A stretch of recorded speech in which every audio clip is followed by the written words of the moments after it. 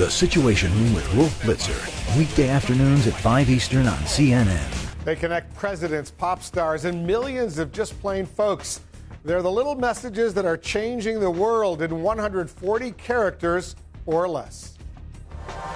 And joining us now here in the Situation Room, Biz Stone. He's the co-founder of Twitter. 3 years ago, it's been in business for 3 years, right? Yes. How'd you come up with this concept?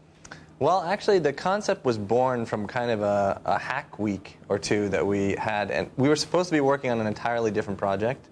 And my co-founder, Evan Williams, said, you know what, we're not emotionally invested in this project.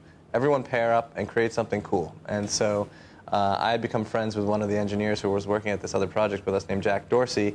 And we took those 2 weeks to build a prototype of Twitter. And we had a lot of fun doing it. Most people thought it was stupid, but we loved it. And that's how Twitter was born. How'd you get the name? Well, there was only a couple of us at the time, so it was very mobile-centric in the beginning, as it is now. And the idea was something that would, it would just vibrate in your pocket. It had the sense of urgency. So we came up with names like Jitter and Twitch, and near Twitch and the thesaurus was Twitter. And I just loved it because I recognized it as a real word that references nature. The birds twitter in the trees. And I think most of technology really is just, in many cases, these large systems like Twitter are just mimicking natural systems. So I was so passionate about it, the other guys just said, okay, Twitter, just to shut you up. You notice that my questions are 140 characters or less. Your answers are much longer. Yes. Right. I prefer a longer format in the talking world. But when we tweet, it's got to be 140 characters or less. Here's another question, 140 characters or less. What do you think Twitter's biggest impact has been?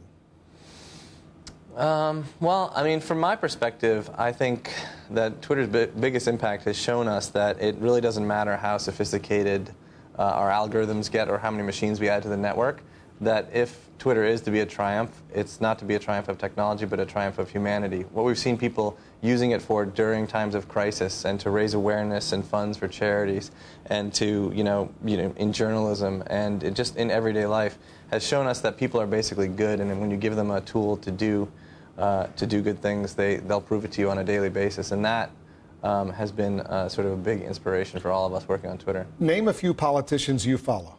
I actually follow President Medvedev on Twitter, even though he tweets in Russian. I have a little our iPhone app has a little translate button, so it's kind of cool. I follow the White House. I follow Obama.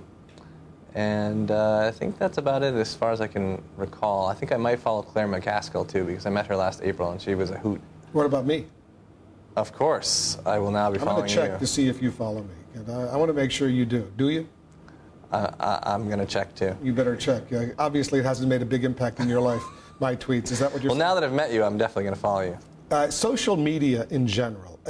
Are we giving too much personal information out there, putting it out there, whether in tweets or on Facebook or other places? I think we're still figuring that out. I think a lot of people think, we've got to figure it out, but really, when you look back, the web is still young. There are a bunch of physicists got together and figured out a way to share documents, and that turned into everything from blogging to banking.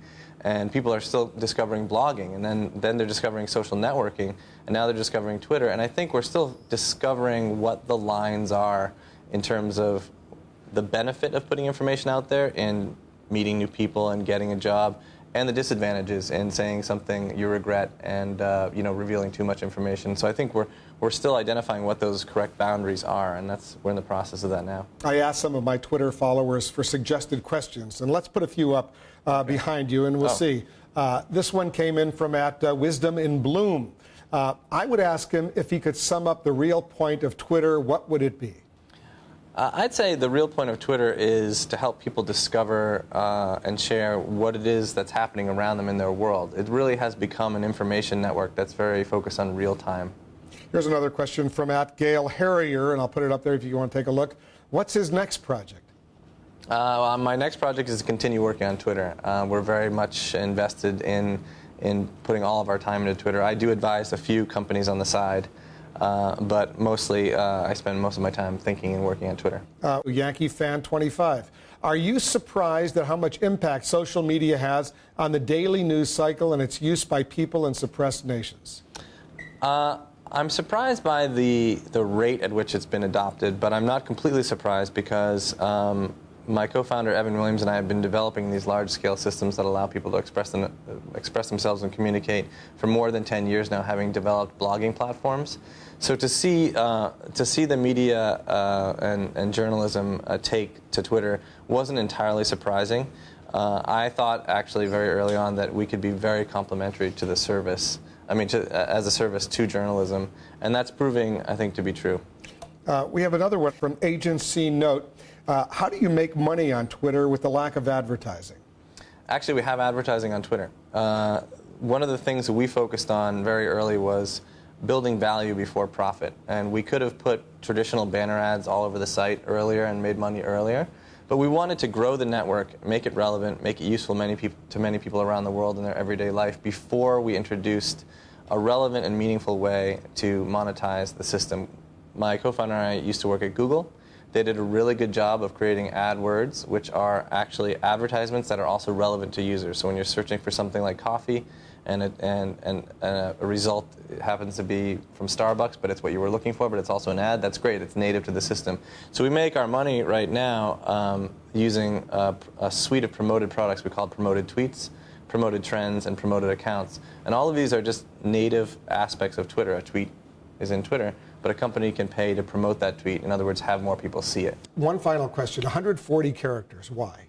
Well, the international limit on text messaging is 160 characters, and from the very beginning, we knew that we wanted Twitter to be sort of agnostic with regard to the device that you use to tweet from. We wanted tweets to be able to be written and read in their entirety on all 5 billion mobile phones that are active on the planet today, as well as the 2 million web accounts that people are using today. So since 160 is the limit on SMS, we reserved a little bit of room in front of the tweet for the author's name so you'd know who wrote it, and we standardized on 140. But still, you have some technical problems now and then. As a Twitter user or myself, I can testify. Yeah, we still, I mean, we had a lot of growing pains in 2008 and 2009 as we just skyrocketed, and we're still growing by 370,000 people sign up every day to Twitter.